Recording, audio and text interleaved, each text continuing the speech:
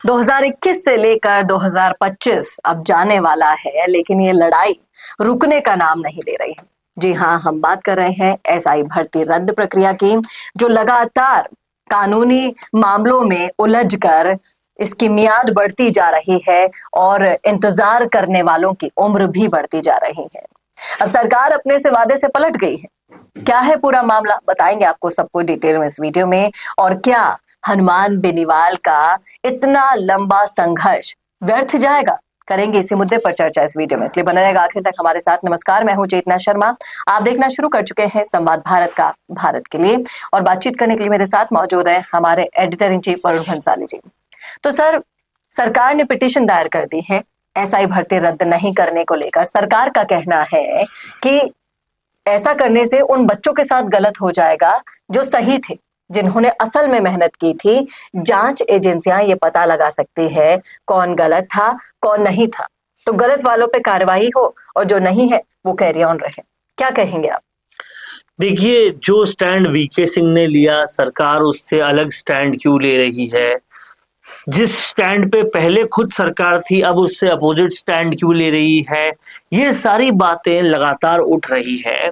और एक पक्ष इन बातों का भी है कि इतने सारे लोग जिनका मसला बिल्कुल सही था, जिन्होंने कुछ गलत नहीं किया था, उन ईमानदारों के साथ गलत क्यों हो?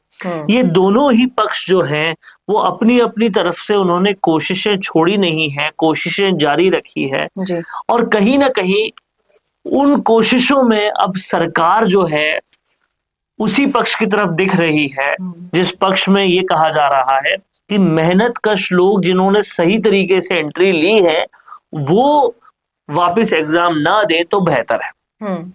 अब समझना इसको पड़ेगा कि सरकार ऐसा रुख क्या इस बात के बाद में ले रही है जब उन्होंने पूरे प्रकरण को देखा, जांचा, समझा, लोगों से मिली, क्या उसके बाद ले रही? अगर वो उसके बाद ले रही होती तो सरकार के ही अधीन आने वाली एसओजी के अधिकारी वीके सिंह ने ये बयान नहीं दिए होते कि जिन्होंने एग्जाम दिया है वो वापस भी दे सकते हैं। फिर क्यों भर्ती प्रक्रिया को रद्द नहीं किया जाए?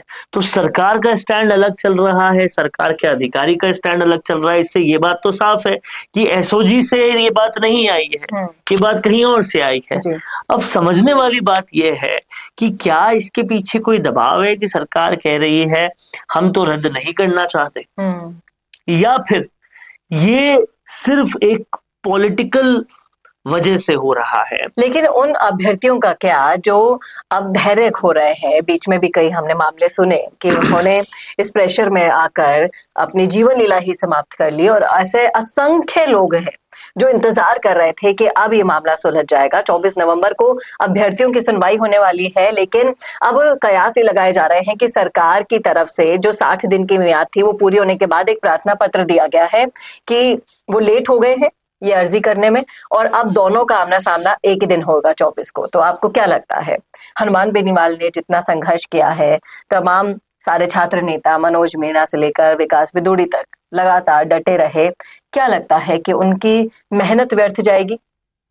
देखिए, पक्ष तो किसी एक पे ही जाया जा सकता है, या तो रद्द कर दिया जाए और या फिर उस भर्ती प्रक्रिया जो है उसको जारी रखा जाए, और कहीं ना कहीं एसओजी गलत तरीके से भर्ती होने वाले को ढूंढे। पर सवाल एक ये है कि अगर ढूंढना होता तो अभी तक कितनों को ढूंढ चुके होते। ढूंढने की प्रक्रिया एक बार चली थी, उसके बाद तो बंद ही हो गई, अब तो ढूंढ ही नहीं रहे। तो या तो इसको फास्ट ट्रैक किया जाए, एक बीच का सोल्यूशन निकालने की तरफ भी गौर किया जा सकता है कि आप गलत तरीके से एग्जाम देने वालों को फास्ट ट्रैक किया जाए। अभी तक सिर्फ इन दो मौजू पर ही बात हो रही है, लेकिन बात यह भी है कि सरकार के पास भी कई सजेशंस आए हैं जिस पर काम किया जा सकता है। वो सजेशंस हैं कि सरप्राइज एग्जाम ले लिया जाए।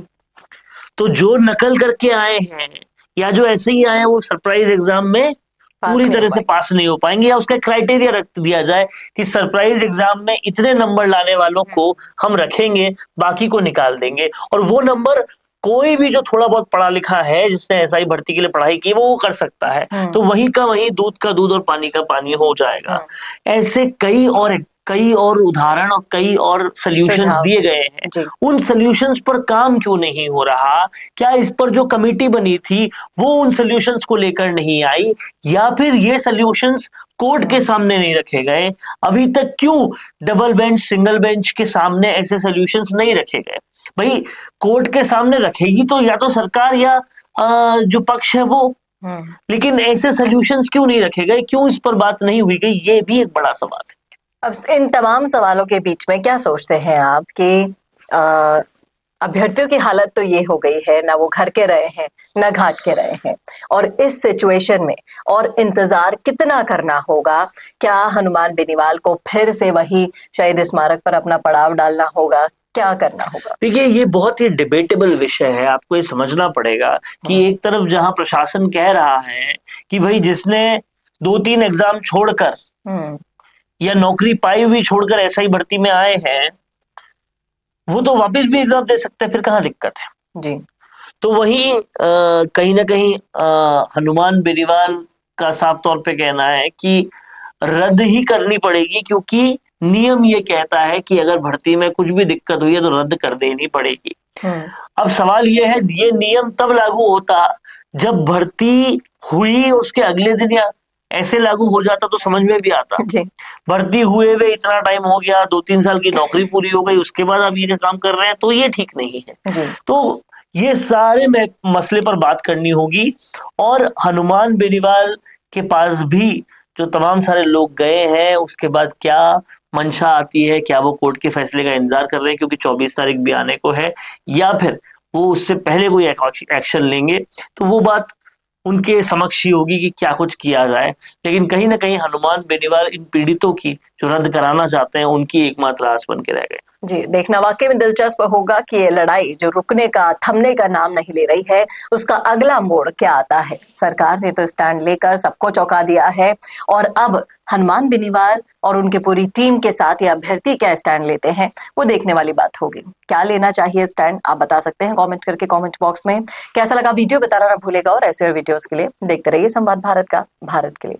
नमस्कार। अगर आप बनना चाहते हैं पॉलिटिशियन, लेकिन पब्लिक स्पीकिंग और अपने विचारों को व्यक्त करना चुनौती लगता है, या कैमरे और पब्लिक के सामने किसी तरह से बोल पाए इसमें मुश्किल होती है, तो मिशी मीडिया सॉल्यूशंस लेकर आया है पॉलिटिकल कंसल्टेंसी कैंपेन, जिसमें वरिष्ठ जर्नलिस्ट और पॉलिटिकल एनालिस्ट की एक्सपीरियंस्ड टीम आपको मदद करेगी, जिससे आपकी आवाज और भी बुलंद हो जाएगी। इसमें हम आपके गोल को पूरी तरह से टारगेट करेंगे कि किस तरह से आपको पार्टी पहचाने, आपको उस क्षेत्र के लिए चुने, कैसे सर्वेज में आपका नाम आए, कैसे लोगों के बीच में आपका माहौल बने। न सिर्फ कंसल्टेंसी हम आपको देंगे, बल्कि आपको सारे रास्ते दिखाएंगे और बताएंगे भी, जिससे आप भारत की राजनीति में अच्छे पॉलिटिशियन बनके समाज का सुधार कर सके। तो अभी कॉन्टैक्ट कीजिए स्क्रीन पर दिए गए नंबर पर।